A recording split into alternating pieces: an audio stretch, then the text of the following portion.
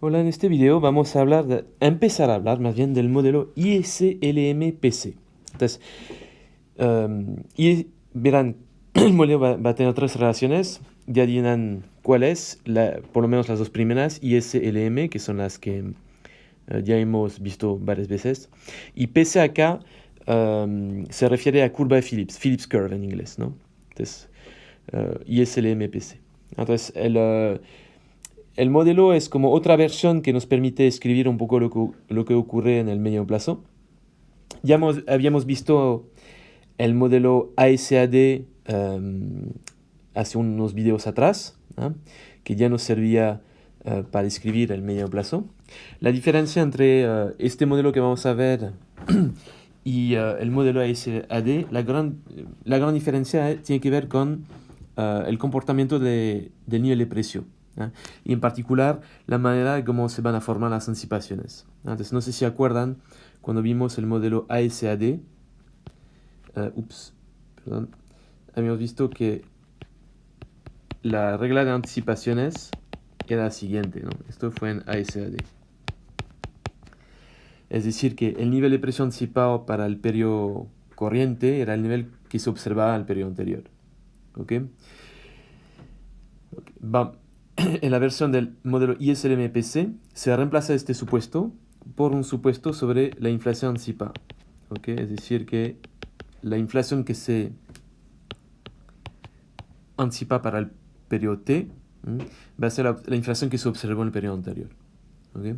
Esto hace que la definición de medio plazo va a ser distinta. En ASAD considerábamos una situación en que PT igual, digo, el nivel de precio anticipado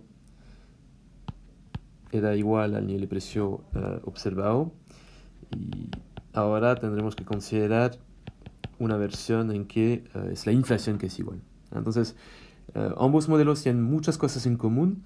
La diferencia es que el modelo ISLM-PC nos permitirá tener inflación positiva en el medio plazo, mientras que en el modelo ASAD el nivel de precio no se movía en el medio plazo. ¿Okay? Va a ser la diferencia fundamental. ¿Okay?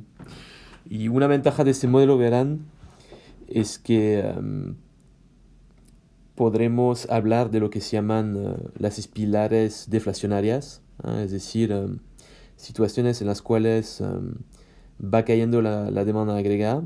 Esto hace y, y van a ser caídas muy persistentes que no podemos recuperar a menos que tengamos un cambio significativo en el escenario real. Pero bueno, a esto volveremos en el próximo video. ¿Ya? Entonces, el modelo permite hablar en el medio plazo y sobre todo va a tener algo de inflación positiva en el medio plazo. ¿Cuál será la ventaja del modelo ASAD? Bueno, es que podemos ver efectos básicos de política monetaria, tipo si cambio la masa monetaria una vez, ¿cuál es su neutralidad? Por ejemplo, podemos derivar el resultado sobre la neutralidad del dinero más fácilmente. En el modelo ISLM-PC, incluso en el medio plazo, el Estado puede seguir imprimiendo plata. Entonces, el resultado sobre neutralidad no se ve tan bien. Ok, entonces, ¿qué estructura tiene este modelo?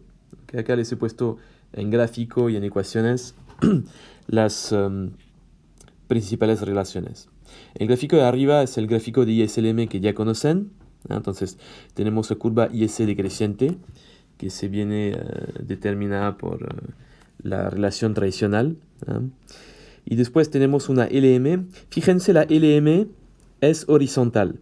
Entonces, la LM estamos en un caso en que el Banco Central fija la tasa de política monetaria y se ajusta la cantidad de dinero en consecuencia. ¿Okay? Esto equivale a tener una tasa de interés exógena, de cierta medida. Y por eso tenemos la curva LM horizontal.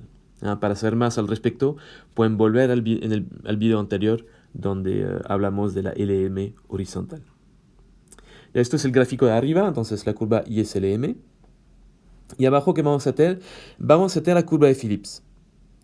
Y esta curva de Phillips, fíjense, es creciente. ¿Por qué es creciente? Porque está dibujada en el espacio cambio en inflación output. ¿Okay? Si ven uno de los últimos videos sobre curva de Phillips, verán que les explico cómo podemos pasar de una relación decreciente con el desempleo. Acuérdense, entonces, la curva de Phillips con anticipaciones, hemos visto que era el cambio en la inflación con el desempleo, era decreciente, pasaba por la tasa natural o el NAIRU, la tasa natural de desempleo o el NAIRU, ¿ok? Cuando la podemos dibujar en el espacio cambio de inflación producto, y en tal caso obtenemos esta curva, ¿ok?